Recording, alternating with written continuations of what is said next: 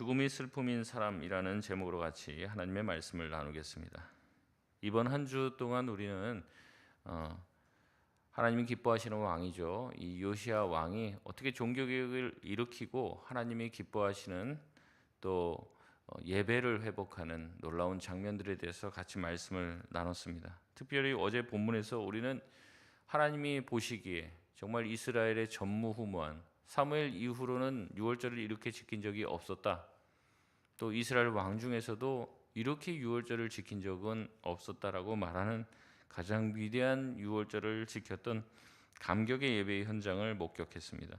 잊었던 말씀이 회복되었죠. 또 구원의 감격이 회복되는 전무후무한 예배를 드렸습니다. 정말 다시 한번 다윗의 시대의 전성기가 도래한 것 같이 모든 것이 완벽하게 보였고 모든 것이 제자리를 찾고 예배가 회복이 되었습니다. 이후로는 어떻게 끝내야 될 것 같습니까?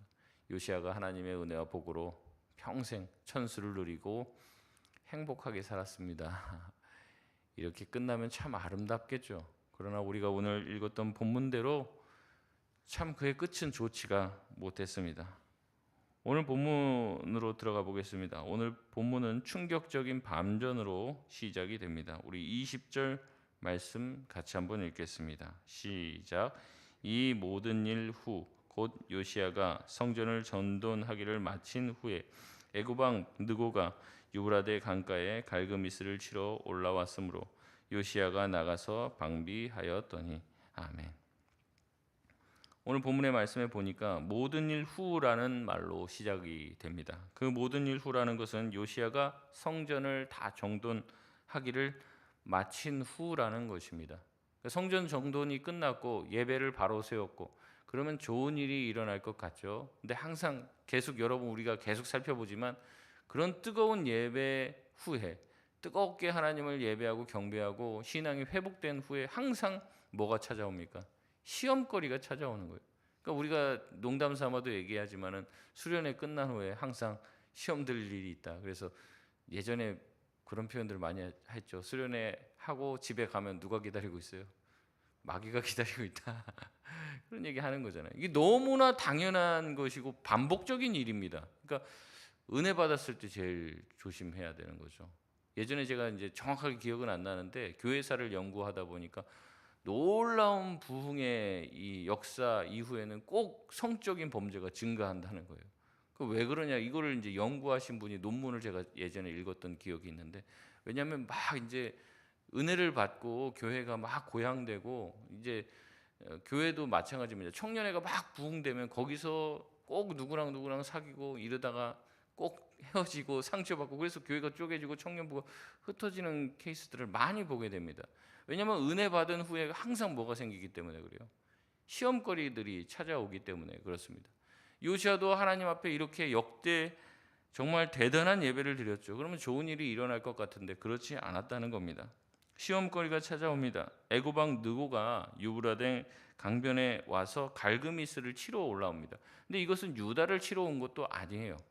옆에 이제 지금 무너졌던 지금 북이스라엘 잔당들과 같이 또 이제 아수르가 바벨론에 의해서 무너졌습니다. 이제 그들과 같이 신흥 세력인 바벨론을 견제하기 위해서 지금 애굽 왕 느고가 나와서 싸우는 거죠. 요시야는 이 싸움에 끼어들 이유가 전혀 없습니다. 그러나 그를 막으로 적극적으로 나옵니다. 그리고 오늘 우리가 읽었던 결론대로 요시야는 이 전쟁에서 허무하게 죽음을 맞게 됩니다. 어떻게 보면 우리가 그렇게 생각할 수 있죠. 우리가 하나님 앞에 돌아가고 어떤 영적인 정점에 섰을 때 왜 이런 일이 일어납니까? 근데 이제 성경의 전체 교훈과 똑같아요. 항상 높이 올라가면은 떨어질 일만 남았다는 거죠. 선 줄 알았다면 넘어질까 주의해야 하는 거죠. 우리가 이것을 성경에서 계속해서 봅니다. 다윗이 정말로 승승장구할 때 전쟁에 나가서 싸워야 될 이 왕이 싸우지 않고 집에서 거닐면서 왕궁에서 거닐다가 뭘 보게 되는 거예요? 밧세바를 보게 되는 거고 그게 바로 불행의 단초가 되는 것입니다. 제일 잘 나가고 승승장구하고 사람에게 인정받을 때 그때가 제일 위험한 때라는 거죠. 오늘 본문을 통해서 우리가 세 가지 정도의 교훈을 살펴보려고 합니다. 첫 번째는 가장 큰 성공이 가장 큰 위험이 될 수 있다는 겁니다. 요시아는 지금 영적인 정치적인 최고의 성공 가도를 달리고 있습니다. 최고의 정점에 놓여 있는 것이요. 아마 그는 하나님의 말씀을 내가 온전히 수행하고 있다. 정말 주님이 기뻐하시는 나라를 세워가고 있다. 내가 하나님의 말씀대로 안 한 게 어디 있냐라는 은근슬쩍 자기 안에 자부심과 자신감으로 가득 차 있는지도 모릅니다. 그때 이제 애굽 왕 느고가 이제 북상하게 되는 거죠. 그랬을 때 자기가 나가서 이것을 막으려고 합니다. 아마 이제 그 당시에 이 바벨론과 동맹 관계 가운데 있었기 때문에 의리를 지키기 위해 나갔을 수도 있습니다. 그러나 이것은 굳이 싸우지 않아도 될 전쟁이라는 거죠. 자신이 이스라엘 백성의 왕으로서 자신의 세력을 과시하려고 나갔을 수도 있습니다. 우리 신앙의 여정에도 분명히 이런 일이 찾아온다는 거죠. 큰 은혜를 체험하고 큰 성공을 거둔 후 하나님의 은혜로 가장 충만할 때 위험의 순간도 찾아옵니다. 목회자도 많은 순간에 이런 순간이 찾아오게 되는 거죠. 가장 큰 정점에 정말 한국교회 다음 세대 지도자라고 칭송받고 있던 그런 목사님들이 정말 그 최정점에 섰을 때 여러 가지 일들로 연류가 되어서 떨어지는 것들을 보게 됩니다. 그 목사님들 계속 그 길로 갔었으면 정말 존경받고 위대한 목회자로 잘 자리매김하고 마침표를 찍었을 텐데 그렇지 못했다는 거죠. 여러분 별로 안 유명한 목사님들은 문제를 일으켜도 뭐 크게 문제가 되지도 않죠. 근데 그렇게 이제 칭송받고 위대하고 인정받고 온 수련회마다 강사로 쫓아다니던 목사님들 그렇게 높이 올라간 정점에서 꼭 문제가 터지게 된다는 거죠. 요시아는 자기가 모든 일을 할 때 항상 하나님의 말씀대로 했다고 했습니다. 모세의 율법대로 했습니다. 모든 것을 다 따라 했습니다. 이것은 자기의 의지로 하려고 하는 게 아니라 하나님의 도움을 구했고 하나님의 말씀대로 모든 것을 행하려 했다는 거예요. 그러면 지금 이 순간도 마찬가지입니다. 지금 애굽 왕 바로 느고가 이제 군대를 이끌고 와서 갈그미스 전쟁을 하려고 해요. 그러면 당연히 요시아가 해야 되는 행동은 무엇입니까? 이 문제에 대해서 내가 전쟁을 하러 나갈 건지 이걸 같이 도와야 될지 아닐지를 뭐 했어야 돼요? 물어봤어야 되죠. 하나님께. 하나님의 뜻을 구했어야 되죠. 근데 그러지 않습니다. 전혀 그런 내용이 나오지 않습니다. 아마 자신의 정무적인 판단, 정치적인 판단과 군사적인 판단을 본인 스스로가 내렸을 것입니다. 그리고 그 성공의 정점에서 더 이상 하나님을 찾지 않고 하나님께 묻지 않았다는 거예요. 어떻게 보면 자기의 왕이 되어서 평생을 지금까지 하나님께 묻고 겸손하고 이렇게 살아왔습니다. 근데 마지막 한 번 결정적인 실수가 그의 인생을 결정하게 되었습니다. 두 번째 우리가 나눠야 될 교훈은 무엇일까요? 하나님의 음성은 때로는 우리가 생각하지 못하는 방식으로 들려진다는 것입니다. 요시아가 군대를 이끌고 무기또 골짜기에 도착했을 때 애굽 왕 느고가 사신을 보내서 요시아에게 물러가라고 요청을 합니다. 우리 21절 말씀 우리 같이 한번 보겠습니다. 시작. 느고가 요시아에게 사신을 보내어 이르되 유다 왕이여 내가 그대와 무슨 관계가 있느냐 내가 오늘 그대를 치려는 것이 아니요 나와 더불어 싸우는 족속을 치려는 것이라 하나님이 나에게 명령하사 속히 하라 하셨은즉 하나님이 나와 함께 계시니 그대는 하나님을 거스르지 말라 그대를 멸하실까 하노라 하나. 아멘. 여기 보면 뭐라고 얘기합니까? 이 애굽 왕이 하나님 섬기는 사람도 아니잖아요. 근데 애굽 왕이 뭐라고 해요? 두 번이나 세 번이나 하나님의 이름을 거론을 합니다. 하나님이 나보고 속히 이 전쟁을 하라고 시켰다는 거예요. 그리고 내가 여기 와서 싸우는데 하나님이 나와 함께 하시니 그대는 어떻게 해요? 하나님을 거스르지 말라. 여러분 얼마나 황당한 일입니까? 이방신을 섬기는 이 애굽 왕의 이름에서 하나님 엘로힘이라는 단어가 튀어나옵니다. 하나님이 자신과 함께하고 하나님이 나에게 말씀하신 명령을 나는 수행하고 있으니 너는 거스르지 말라라고 얘기합니다. 여러분 요시아가 바로 여러분 자신이라면 어땠을 것 같습니까? 이게 어디서 감히 하나님의 이름을 망발을 우리도 그럴 수 있죠. 세상에서 직장에서 일하다가 누군가 내가 예수 믿는 걸 알아요. 그러면 하나님이 그렇게 시키든 이런 얘기를 할 수도 있습니다. 여러분 그럴 때 어떻게 하시겠습니까? 하나님도 너는 용서 안 할 거야? 맞받아 치시겠습니까? 내가 뭐 어떤 행동을 했을 때, 우리도 부족하니까 어떤 행동을 하거나 어떤 모습을 보였을 때, 뭐 그럴 수 있죠. 믿지 않는 사람들이 하나님이 그거 기뻐하시겠어? 누구누구 씨, 하나님 믿는다며 그런 얘기하면 맞받아치기 쉽잖아요. 그런 말을 딱 들었을 때, 진짜 하나님이 나한테 그렇게 말씀하시면 내가 어떨까라는 생각을 진지하게 하십니까? 그러지 않을 때가 많이 있죠. 여러분 요시야의 입장이라면 뭐 어떻게 하시겠습니까? 이 말씀은 정말 하나님의 말씀으로 받아들이기가 요시야가 쉽겠습니까? 쉽지 않아요. 이렇게 말하겠죠. 어디 감히 네가 하나님을 믿지도 않는 이방인이 감히 하나님의 이름을 망령되이 부르냐? 야, 내가 얼마 전까지만 해도 전무후무한 유월절 예배를 내가 집전한 사람이야. 어디서 이방인이 하나님을 믿지도 않는 자가 이렇게 하나님의 이름을 거론하며 신성모독적인 발언을 해? 라고 말하는 게 정상이겠죠. 여러분 그렇지만 어떻습니까? 오늘 본문의 말씀에도 또 나오지만 이 애굽왕 바로 느고를 통해서 누가 말씀하시는 거예요? 누가 경고하시는 거예요? 하나님이 경고하시는 거죠. 여러분 이것은 우리의 신앙 상식 밖에서 일어나는 일입니다. 우리가 생각할 때 목사님의 단에서나 하나님의 말씀이 선포되지. 물론 그것도 아니라고 생각하시는 분이 계실지도 모르겠지만 우리가 말씀을 읽어도 이건 나랑 상관없는 일이겠지 생각할 때가 부지기수인데 여러분 이방인 믿지 않는 사람들과 환경을 통해서 하나님이 우리에게 말씀을 하신다. 여러분 이것을 받아들일 수 있겠냐는 거죠. 여러분 그러나 성경에서는요 이런 장면이 숱하게 나옵니다. 심지어 짐승도요. 나귀도 어떻게 해요? 나귀도 하나님의 말씀을 전해요. 가지 말라고 얘기하는 거죠. 발람의 나귀가 기억이 나십니까? 발람이 이제 하나님의 백성 이스라엘을 저주하러 가니까 나귀가 안 가죠. 그러니까 나귀를 막 때리니까 안 가니까 나귀 답답하니까 이제 하나님이 역사하셨겠지만 나귀가 그러잖아요. 우리 가면 죽는다. 저 앞에서 천사가 지금 칼을 빼들고 지금 있다. 그 얘기를 하잖아요. 여러분 동물을 통해서라도 하나님은 말씀을 하십니다. 수많은 환경과 이방인의 입술을 통해서도 우리에게 말씀하신다는 거죠. 하나님은 입이 없으신 분이 아니십니다. 우리에게 늘 말씀하시고 경고하시는 거예요. 근데 문제는 뭐예요? 내가 문제는 거죠. 내가 못 알아듣는 거예요. 하나님이 단박에 뭐 잘못하면 그냥 내리치시고 그런 분이 아니라고 말씀드렸습니다. 그러니까 항상 영적으로 민감하셔야 돼요. 내 환경으로 나와 막 말다툼을 했던 자녀들의 입술을 통해서도 하나님은 나한테 말씀하실 수 있습니다. 너 그러면 안 돼. 너 왜 분을 내는 거야? 혈기 내는 거야? 너 왜 내 말에 순종하지 않아? 이렇게 늘 말씀하신단 말이죠. 근데 문제는 뭐예요? 내가 듣지 않는다는 거죠.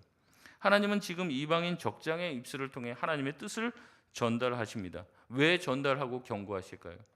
이대로 쭉 나갔다가 요시야가 어떻게 될 거라는 걸 아시기 때문에 그래요. 죽을 거라는 걸 알잖아요. 그러니까 지금 이 경고는 요시야 망하라고 하는 경고가 아닙니다. 요시야를 살리려고 하는 하나님의 마지막 경고입니다. 그럼에도 불구하고 듣지 않죠. 때로는 우리를 비난하는 배우자들을 통해서 하나님은 나에게 말씀하실 수 있습니다.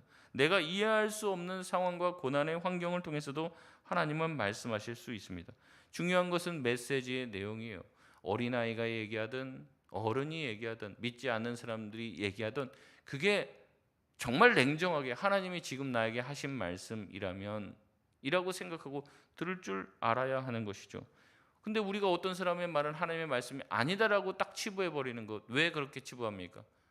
지금 요시야와 똑같아요. 교만하니까 그래요. 교만하니까. 내가 기도하면 내가 더 하나님 말씀 더 잘하는데 라고 얘기하면서 듣지 않는 거예요. 저 사람이 한 말을 통해서 그 안에 하나님의 말씀과 경고가 들어있지 않는가? 어린아이의 입술을 통해서라도 나귀와 같은 존재를 통해서라도 이방왕 불신자들을 통해서라도 하나님은 말씀하실 수 있습니다. 그렇기 때문에 우리는 어때야 됩니까? 늘 마음을 낮추고 겸손하고 영적인 분별력을 키워야 할 줄 믿습니다. 성경에서 이미 보여주고 있는 내용들이에요. 없는 게 아니라는 거죠. 세 번째는 무엇입니까? 하나님의 경고를 듣지 않는 모습은 결국에 비참한 결과를 맞이하게 된다는 사실입니다. 요시야는 경고를 무시합니다. 22절의 말씀에 보면은 하나님이 경고를 하시잖아요. 근데도 어떻게든 자기가 어때요? 돌이키고 떠나가기를 싫어해서 변장을 해서 그와 싸우고자 합니다. 22절 말씀 우리 같이 한번 읽겠습니다. 시작. 요시야가 몸을 돌이켜 떠나기를 싫어하고 오히려 변장하고 그와 싸우고자 하여 하나님의 입에서 나온 느고의 말을 듣지 아니하고 무기또 골짜기에 이르러 싸울 때. 아멘. 그와 싸우고자 하여 하나님의 입에서 나온 느고의 말을 듣지 않는다.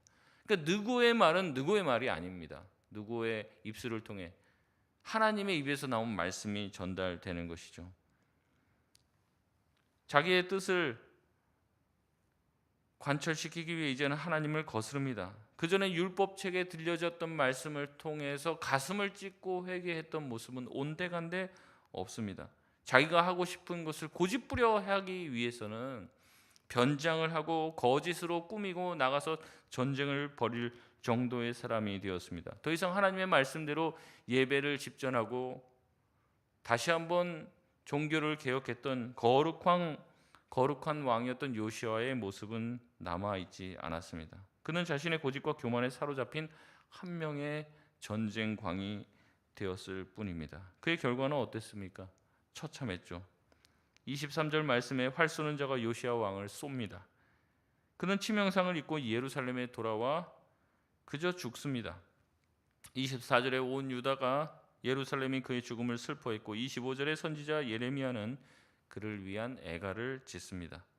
26절에 그의 업적을 그의 선한 일 곧 여호와의 율법에 기록된 대로 행한 모든 선한 일이라고 그의 행적을 요약합니다.